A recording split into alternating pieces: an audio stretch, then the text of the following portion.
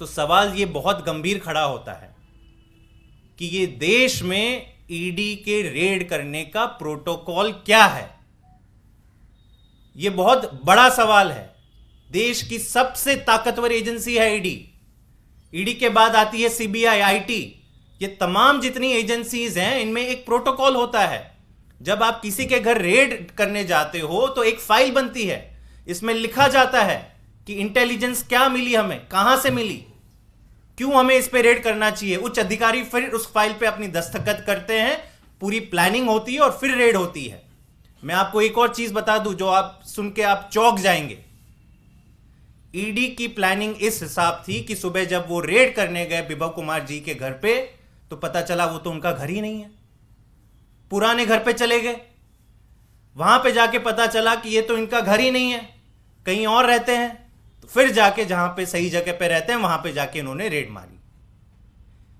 दोस्तों, ये दिखाता है कि आज जिस हिसाब से ईडी काम कर रहा है, जिस हिसाब से ईडी प्लानिंग कर रहा है, उसमें कोई प्रोफेशनलिज्म नहीं दिख रहा।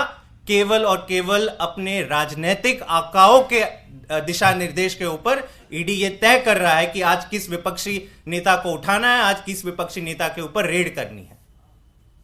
और ये केवल ईडी का मैटर नहीं है। आप ये सोच लीजिए कि ईडी ये क्यों कर रहा है। ईडी इसीलिए कर रहा है क्योंकि सुबह से शाम तक मीडिया दिखाता रहे कि देखो आम आदमी पार्टी के नेताओं के ऊपर रेड जारी है, 10 घंटे बीत गए, 14 घंटे बीत गए, 18 घंटे बीत गए। केवल और केवल मीडिया में एक सेंसेशन खड़ा करना है। यह तो ईडी की बात हो गई। पिछले कुछ दिनों में आपने यह दृश्य दिल्ली पुलिस के क्राइम ब्रांच के साथ भी देखा।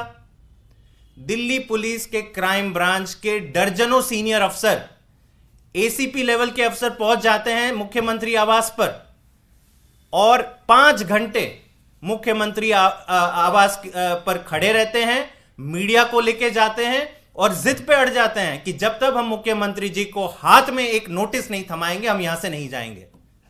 किसने अधिकार दिया आपको? हमने सीधा सवाल पूछा उनसे, किस अधिकार के तहत आप ये कह रहे हो कि क्या ये कोई एफआईआर है, क्या कुछ ऐसी धारा है कि नहीं आपने इसको मुख्यमंत्री के हाथ में थमाना है, मुख्यमंत्री दिल्ली के सारा काम छोड़ के केवल ये समन्स या नोटिस रिसीव करने में आ जाए? कोई एफआईआर नहीं था, कोई प्रिलिमिनरी इंक्वायरी नहीं थी, कोई समन्स नहीं था, ना कोई आईपीसी की धारा, ना कोई सीआरपीसी की धारा।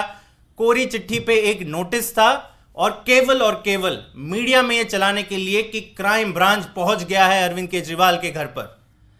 1 घंटा बीत गया, 2 घंटा बीत गया, 5 घंटे बीत गए, क्राइम ब्रांच के लोग पहुंचे हुए अरविंद केजरीवाल के घर पर।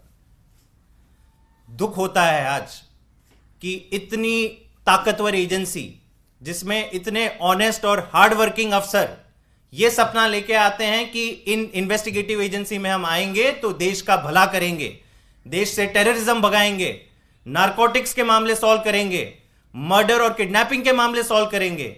आज भाजपा ने इन एजेंसियों का यह हाल बना रखा है कि सुबह से शाम केवल कैसे प्राइम टाइम हम इकट्ठा करें और राजनीतिक विपक्षों को कैसे उनकी छवि खराब करें, उसी के लिए इस्तेमाल किया जा रहा है। ये बड़े दुख की बात है।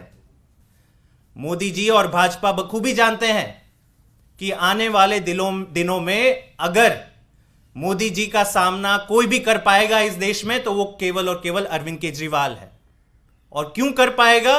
क्योंकि अरविंद केजरीवाल काम की राजनीति करते हैं, शानदार स्कूल बनाते हैं, शानदार मोहल्ला क्लिनिक बनाते हैं।